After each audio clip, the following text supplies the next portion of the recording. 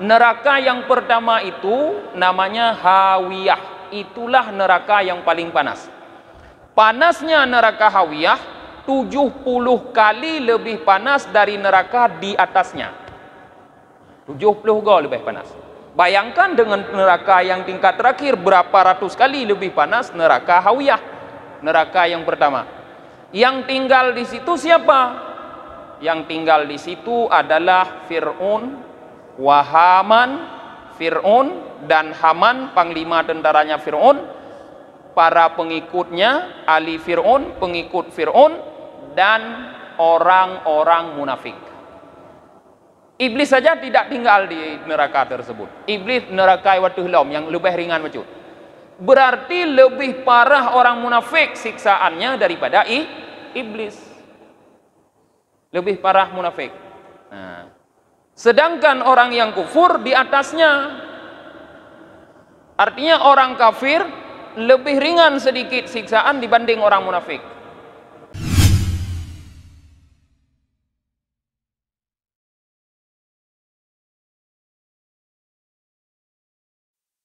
Assalamualaikum warahmatullahi wabarakatuh. Alhamdulillahi rabbil alamin wa bihi nasta'inu ala umuri dunya waddin. Asyhadu an la ilaha illallah wahdahu la syarikalah wa asyhadu anna Muhammadan abduhu wa rasuluhu la nabiyya ba'dah. Allahumma salli wa sallim wa barik ala sayyidina Muhammad wa ala alihi wa sahbihi ajma'in, amma ba'd. Allahumma 'allimna ma jahilna wa dhakkirna ma nasina wa fahimna ma lam nafham. Subhanaka la ilma lana illa ma 'allamtana innaka antal alimul hakim. Rabbi shrah li sadri wa yassir li amri wahlul 'uqdatam min lisani yafqahu qawli.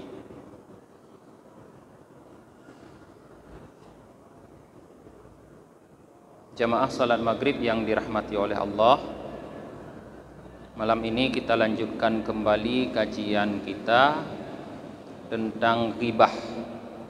Sudah 2 malam kita mengkaji tentang yang pertama kelebihan maulid Nabi, kedua tentang kelebihan berselawat.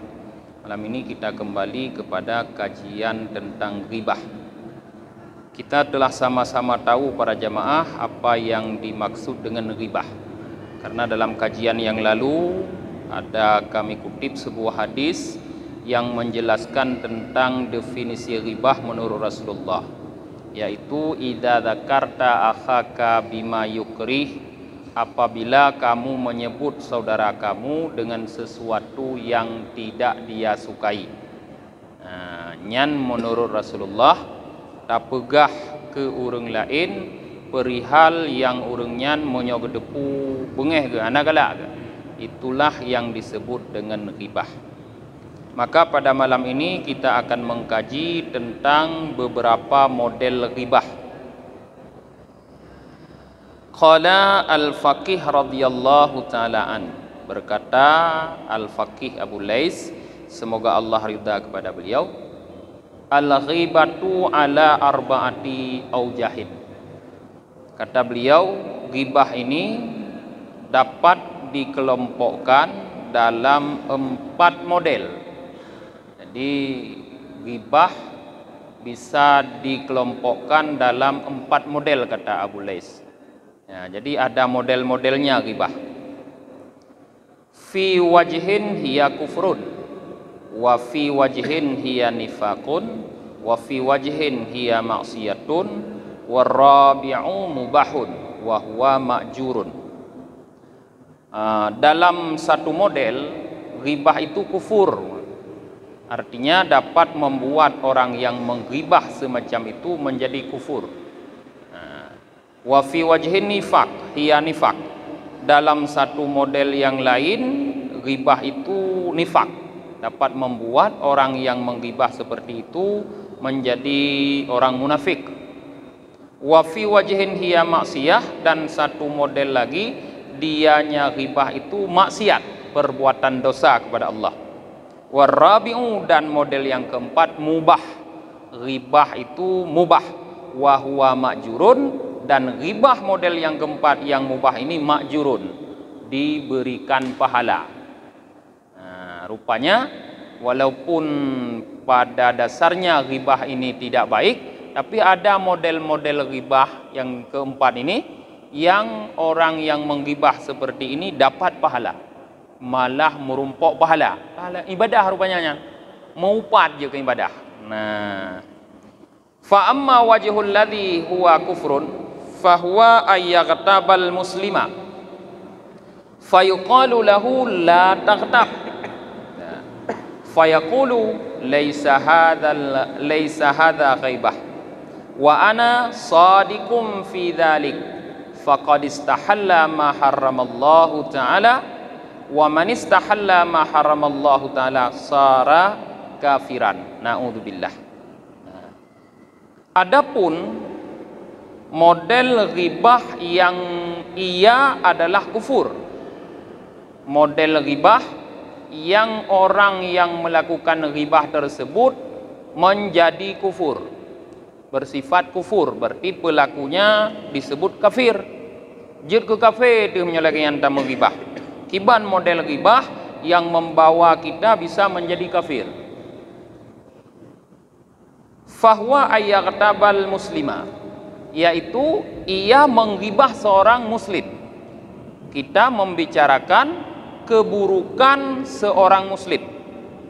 Fayuqalu lahu, tiba-tiba di saat kita sedang membicarakan keburukan seorang muslim, dikatakan untuk kita, dikatakan baginya, la taghtab, jangan kamu menggibah. Artinya sedang kita menggibah, ada orang yang melarang, yang mengingatkan kita, la taghtab, jangan kamu menggibah. Dengoh dah pegah-pegah gegop, dengoh dah mupa-upat, ikut ingon, be nemupat, be aduh nemupat, ikut ingon. Nah, di saat seperti itu, fayaqulu, orang yang menggibah itu berkata, laisa hadza ghibah, ini bukan ghibah. Wa ana sadiqum fi dzalik, dan saya benar terhadap apa yang saya ceritakan ini. Jadi orang yang menggibah ini, yang menceritakan keburukan orang lain, di saat diingatkan jangan kamu menggibah, dia mengatakan ini bukan ghibah. Jadi ceritanya terhadap keburukan orang lain itu dia anggap bukan ghibah.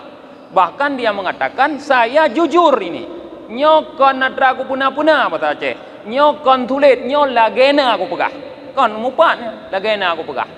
Keun urang yang mupatnya. Maka kata Abu Lais, di saat dia berargumen seperti demikian terhadap ghibahnya, faqad istahalla ma harramallah, maka sungguh ia telah menghalalkan apa yang Allah haramkan. Karena yang dia ceritakan tadi keburukan orang, jelas dalam hadis Rasulullah menceritakan keburukan orang yang ada pada orang itu ghibah, tapi dia mengatakan bukan ghibah. Nah, bahkan dia mengatakan bahwa apa yang dia ceritakan benar. Kata Abu Lais, di saat argumen dia seperti demikian, berarti dia sudah menghalalkan ghibah yang diharamkan oleh Allah. Padahal Allah sudah mengharamkan dengan firman-Nya, wala taghtab wala yaghtab ba'duhum ba'da, kata Allah. Jangan sebahagian kalian menggibah sebahagian yang lain. Tapi dia mengatakan ini bukan ghibah, saya jujur. Artinya dia sudah membenarkan ghibah itu, sudah membolehkan, menghalalkan.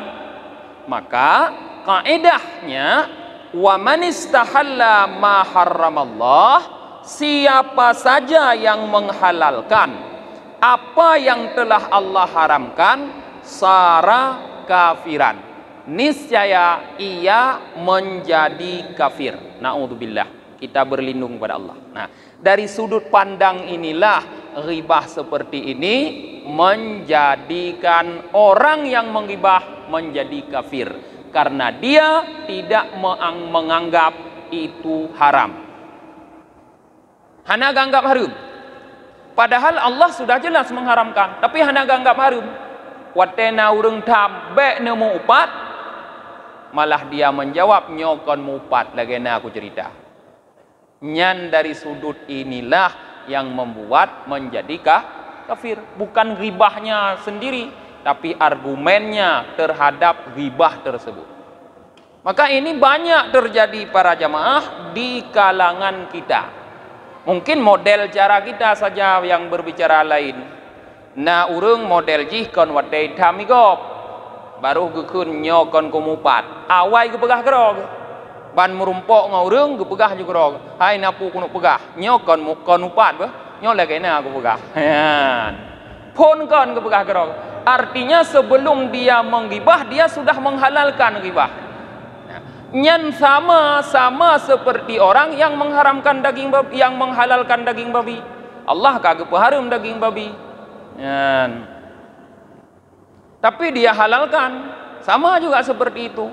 Jadi kaidah dasar, siapa saja yang mengharamkan siapa saja yang menghalalkan apa yang Allah haramkan, maka status keislamannya berubah menjadi kafir. Karena halal dan haram itu tidak boleh main-main. Halal jelas, haram jelas. Mana yang halal sudah jelas, mana yang haram sudah jelas. Jadi tidak boleh main-main. Nah, maka para jemaah hati-hati dengan ghibah seperti ini. Dapat menghancurkan iman kita sehingga merubah status dari Islam menjadi kafir. Nah, nyan model yang pertama. Wa ammal wajhul ladzi huwa nifaq. Adapun model tersebut adalah nifaq. Jadi model ghibah yang menjadikan orang yang menggibah itu munafik. Fahuwa ayyaghtaba insanan fala yusammihi indama ya'rifu annahu yuridu minhu fulanan.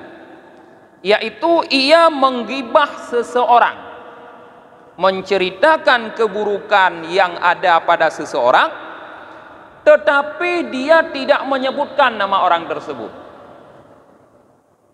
Pegah berugop tapi hana pegah thonan urangnya. Tidak menyebutkan nama orang tersebut. Cuma dia bercerita keburukan orang itu indama ya'rifu annahu yuridu minhu fulanan, di hadapan orang-orang yang mereka sudah tahu, sudah sangat paham siapa yang ia maksud dengan ceritanya tersebut. Yang dia maksud adalah si fulan. Kajelah kamuri juto urang tika ganggo nyan tika nanti urang kamu tho nyan tho kena pegah. Cuma gigoknya hana kepegahnan tagai. Pakon hana kepegahnan.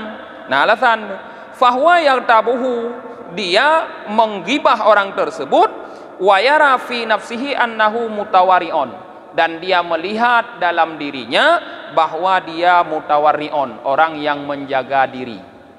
Jadi alasan dia tidak menyebut nama supaya dia terlihat sebagai orang yang menjaga diri. Tantang kon urung mupat.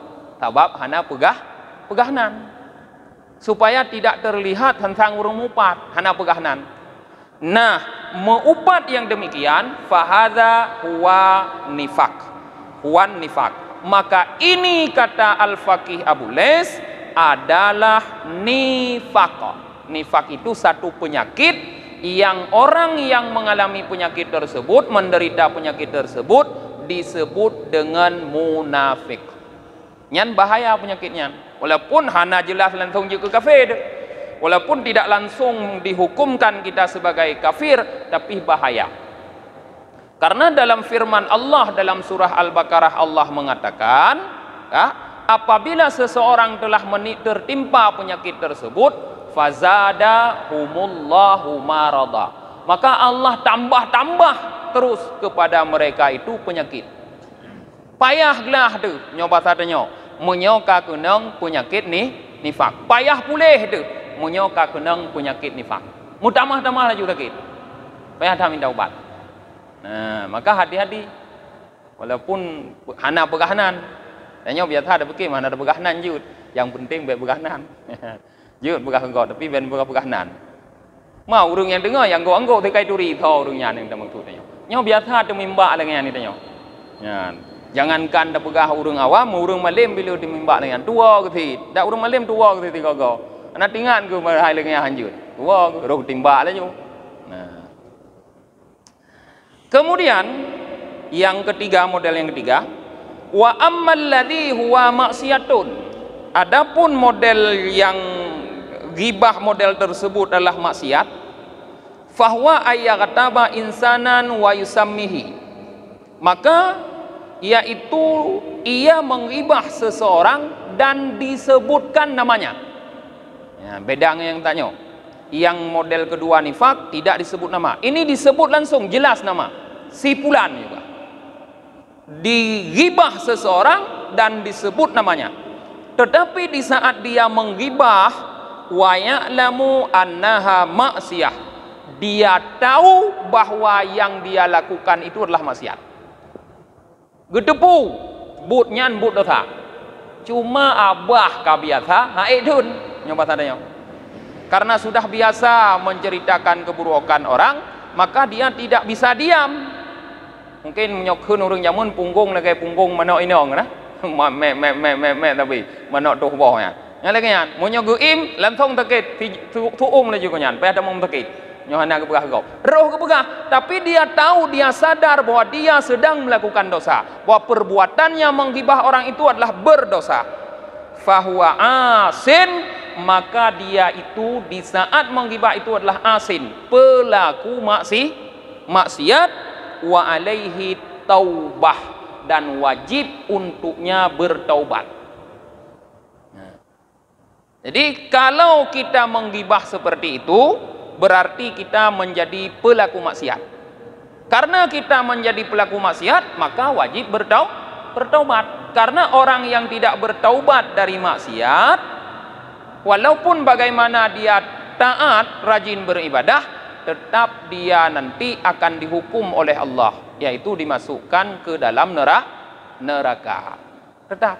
Cuma beda level neraka sagai dengan urang yang model kedua muno yang munafik. Beda level neraka dengan orang yang pertama, yaitu orang yang kafir. Nah, level yang paling berbahaya di antara tiga orang ini, tidak mesti ghibah ini, pokoknya tiga jenis orang, yaitu orang kafir, orang munafik, dan orang pelaku maksiat, orang Islam yang melakukan maksiat. Ya, level yang sangat mengerikan adalah level orang munafik.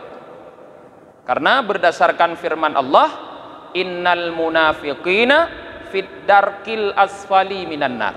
Sesungguhnya orang-orang munafik berada dalam darkil asfal, jurang yang paling bawah. Finnar dalam neraka. Neraka itu ada tingkatan-tingkatannya. Jadi orang munafik paling bawah. Di dalam hadis Jibril, di mana Jibril bercerita tentang hadis-hadis Rasulullah, maksudnya hadis cerita Jibril kepada Rasulullah tentang neraka. Neraka yang pertama itu namanya Hawiyah. Itulah neraka yang paling panas. Panasnya neraka Hawiyah 70 kali lebih panas dari neraka di atasnya. 70 kali lebih panas. Bayangkan dengan neraka yang tingkat terakhir berapa ratus kali lebih panas neraka Hawiyah. Neraka yang pertama. Yang tinggal di situ siapa? Yang tinggal di situ adalah Fir'aun, Haman, Fir'aun dan Haman, panglima tentaranya Fir'aun, para pengikutnya, ahli Fir'aun, pengikut Fir'aun, dan orang-orang munafik. Iblis saja tidak tinggal di neraka tersebut. Iblis neraka watuhlom yang lebih ringan macam. Berarti lebih parah orang munafik siksaannya daripada iblis. Lebih parah munafik. Nah, sedangkan orang yang kufur di atasnya. Artinya orang kafir lebih ringan sedikit siksaan dibanding orang munafik. Nah, karena bahayanya orang munafik lebih bahaya bagi Islam daripada orang kafir. Karena orang munafik jelas kufur, tapi orang munafik ini tidak jelas, bagai musuh dalam selimut atau bagai api dalam sekam. Apa yang ada terkalon ni? Cuma asap, tapi apa ina tekum habis haju baju-baju keroi pada teka hanali tekum. Nyan orang munafik. Nah, maka hati-hati. Sedangkan orang yang asi, kita umat Muhammad ini yang melakukan maksiat, kalau belum bertaubat dari maksiat tersebut sampai meninggal, maka juga akan masuk neraka. Nerakanya neraka yang paling atas, yang paling ringan. Neraka paling aduh yang paling ringan. Tapi ringan-ringan neraka yang mungkin ringan gimana? Kon ringan lagi penjara, neraka. Nah, yaitu neraka jahanam. Nyan yang paling ringan waduh. Nah, nyaninan urung yang asi. Kapan mereka keluar? Dalam hadis tersebut, yaitu di saat Nabi Muhammad memberikan syafaatnya, dijemput oleh Nabi Muhammad. Karena berdasarkan hadis, yaitu man kana fi qalbihi mithqalu dzarratin minal iman dakhalal jannah. Siapa saja yang dalam hatinya terdapat iman walaupun sebiji-bijian, ya, biji sawi, dakhalal jannah, pasti masuk surga. Tapi setelah lewat dulu dalam neraka. Maka Al-Faqih mengatakan wa alaihi taubah. Kalau dia sadar itu dosa, berarti dia di saat itu sebagai pelaku maksiat wajib dia bertaubat supaya jangan masuk neraka. Lalu bagaimana cara bertaubat? Nah, para ulama berbeda pendapat tentang cara bertaubat daripada ghibah. Qala al-faqih radhiyallahu ta'ala an qad takallama an-nas fi taubatil mughtab. Nah, al-faqih Abu Lais berkata, ulama-ulama berbicara tentang taubatnya orang yang menggibah. Hal tajuzu min ghairi ayyastahilla min sahibi? Bolehkah orang yang menggibah itu bertaubat tanpa meminta halal atau meminta maaf kepada orang yang dia gibah? Bolehkah? Artinya dia langsung taubat, minta maaf pada Allah. Sedangkan orang yang dia gibah tidak didatangi diminta maaf sama orang tersebut. Qala ba'duhum yajuz. Berkata sebahagian mereka para ulama, boleh seperti itu. Wa qala ba'duhum la yajuz ma lam yastahilla min sahibih. Sebahagian ulama lagi mengatakan tidak boleh seperti itu, tidak bisa seperti itu taubat orang yang menggibah selama dia tidak meminta halal atau meminta maaf kepada orang yang dia gibah. Jadi ada khilaf pendapat ulama. Ada ulama yang mengatakan cukup minta maaf bertaubat kepada Allah, tapi ada ulama yang mensyaratkan selain dia meminta maaf pada Allah, juga harus dia minta maaf kepada orang yang dia ghibah. Wahwa indana ala wajhain, kata Abu Les, menurut kami ini ada dua jalan. In kana dzalikal qaul qad balagha ila alladzi ghtabahu fataubatuhu ayyastahilla minhu. Jika perkataan ghibahnya, kata Abu Les, sudah sampai kepada orang yang ia ghibah, misalnya dia menggibah si Hasan, ghibahnya itu sudah sampai ke telinga si Hasan. Si Hasan kai depu, oi pegah gelung rupanya, kai depu si Hasan. Nyan fataubatuhu ayyastahilla minhu. Maka taubat dari ghibah tersebut adalah mendatangi si Hasan, meminta maaf kepada si Hasan. So yang neupat, jak ba urunyan ya leke maah. Nyan menyo upat drone katruh ba punyung ji kai depu ji. Nah, nyan menurut Abu Les. Wa illam yablugh, tetapi jika taubatnya belum sampai ke telinga si Hasan tadi, nah, falyastaghfirillah, maka hendaklah ia memohon ampun kepada Allah, wa yadhmir alla yauda ila mithlih, dan dia menanamkan dalam hatinya, mengazamkan dalam hatinya agar untuk tidak lagi kembali kepada perbuatan menggibah tersebut. Jadi upat yang kita pegahnya hana itu pula oleh orang yang tahu upatnya. Hana tahu pegah baji. Save no berarti segai. urangnya hanai dengar hana awak rekam lagi nyo awak rekam kai dengar nyo dak pupan ke kau nyo hana thep no thagai nyan cara taubat kata al-faqih cukup dengan beristighfar mohon ampun kepada Allah dan lamate bunanid hanle kumupat merang kajan nyan. Jadi berarti tergantung kiban upat kita nyan pu kai te pu le urang yang upat pu hana yang kemenan cara model taubat.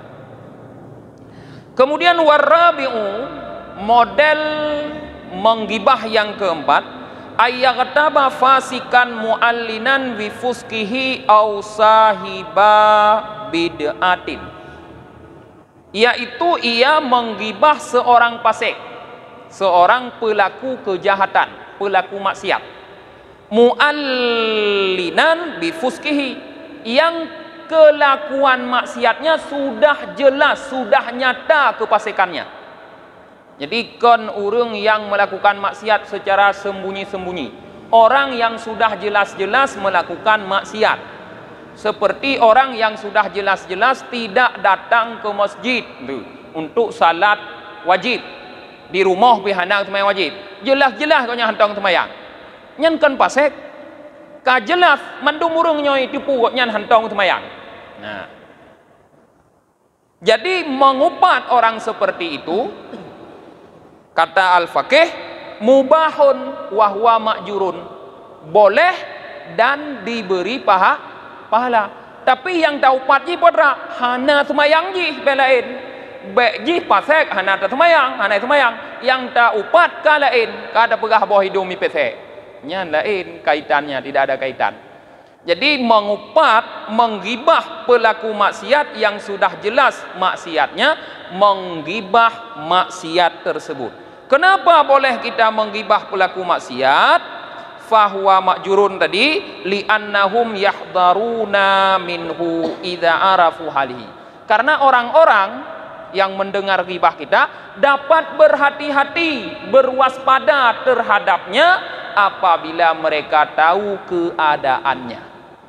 Jadi menyokai tepu gopnyan urang beo semayang igop, hang getim sagai semayang, urang lain je bejoh roy ngan gopnyan. Tak takut munyai mengon gopnya urang lain yang tem semayang ru hai semayang. Te karap ibang kage apa ka kemawe. Wajai nak semayang. Untung nada pegah ita nyobek ka mengon-mengon yang ngan si a nyan be, ijih beo dak semayang nyan na thai ka wate semayang si kana bu di sabe ji. Kayak kemawe, kayak kemukup ade semayang. Pe ka mengon-mengon ngaji menyoka mengon ngaji ji kah hana ka semayang. Nyan kan mupat nyan, tapi makjurun dapat pahala, membuat terselamatkan orang lain. Dari sudut pandang itulah ghibah model keempat dapat pahala. Au sahibah bid'atin, atau mengupat sahib bid'ah, orang yang memiliki pola pikir bid'ah. Nah, orang yang memiliki pola pikir bid'ah. Nah, bid'ah yang dimaksud di sini adalah bid'ah kabihah, bid'ah yang tercela, yaitu melakukan satu perbuatan baru yang tidak terdapat, satu perbuatan ibadah baru yang tidak terdapat dasar hukumnya di dalam agama Islam, atau yang menyelisihi dasar-dasar hukum dalam Islam. Nah, misalnya seperti pola pikir orang-orang mujasamah, orang-orang yang menganggap Tuhan serupa dengan makhluk dari segi fisik, yang menganggap misalnya Tuhan punya tempat. Misalnya ada orang menganggap Tuhan bertempat di mana? Duduk di langit atau duduk di aras, karena mereka mengamalkan melihat ayat yang mutasyabihah secara zahir ayat. Misalnya karena mereka memahami summastawa ila sama, kemudian Allah istiwa di atas langit, ya mereka mengatakan Allah duduk di atas langit. Dalam ayat lain summastawa ilal ars, kemudian Allah istiwa di atas aras, mereka duduk di atas aras. Lalu mereka mengatakan bahwa Allah duduk. Duduk Allah ini berarti sama dengan makhluk. Allah butuh duduk, butuh tempat duduk. Dalam akidah Asy'ariyah mukhalafatuhu lil hawadis, berbeda Allah Ta'ala dengan yang baru. Kalau Allah duduk sama dengan yang baru katanya sama dengan katanya duduk sit, walaupun hanya sama duduk pokoknya duduk. Nah, Jadi itu adalah pola pikir. Jud taupat artinya boleh kita menceritakan kesalahan pola pikir mereka kepada orang-orang supaya orang-orang dapat berhati-hati tidak ikut mereka. Baik ikut awanyan, baik tu urung tanya kayak pegah Allah hilangin. Sebab bab buku agama Cina pegah Allah hilangin. An petih Cina baca buku agama anu ro Allah di langit pegah. Kaku mandu manuk tanya duman menyohana tak pegah nyan salah, ipike Allah hilangin. Duman natai baca Quran menghirun tu anu tanya lebu hai petih le ke Islam. Sebab lah Al-Quran na ayat yang Allah pegah di Palestina kau hilangin. Cuma kahirun kijut lam ayat nyo ilangit lam ayat jih Palestina nyo Al-Quran hana cocok taga nyo tiga ko tapu tu kuda nyo tiuro dua go lehu pane cocok an cocok nyo berarti kon agama yang pak ita mong Kristen lebu nanu kuda nyo gara-gara pikir hana pak Quran nah ayat yang pegah Allah Palestina nah hana pikir hana ayat yang menceritakan tentang Nabi Ibrahim di saat beliau diusir oleh Azar mau dilempar dengan batu, beliau hijrah ke Palestina dari Hiran. Apa kata Nabi Ibrahim? Inni zahibun ila rabbi sayahdin.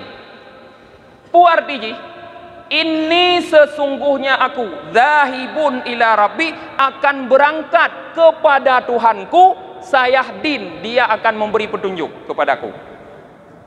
Jadi Nabi Ibrahim gejak batu Tuhan. Gejak Nabi Ibrahim. Palestina. Berarti menurut ayatnya Nabi Ibrahim gejak batu Tuhan di Palestina katanya. Tuhan kengkap parado menyelengian tiga ilangin, tiga Palestina. Maka tidak boleh dipahami demikian. Maka harus ada cerita. Ceritanya mupat karena cerita kesalahan orang lain, keburukan orang lain. Tapi meupat yang model seperti itu makjurun dapat pahala, tetapi dengan syarat yang kita ghibah, yang kita upat adalah metodologinya, pola pikirnya, bukan orangnya. Tanyona yang lebih bak meupat bengeh ke pola pikir roh mukun ke urung tetap dosa. Bungeh ke pola pikir roh mutuna urung tetap dosa. Kita ceritakan kesalahan pola pikir bukan menjelekkan orangnya. Nyan makjurun dapat pahala para jemaah. 2 menit. Nah para jemaah tiba yang pertanyaan presiden daupat wujud daupat presiden.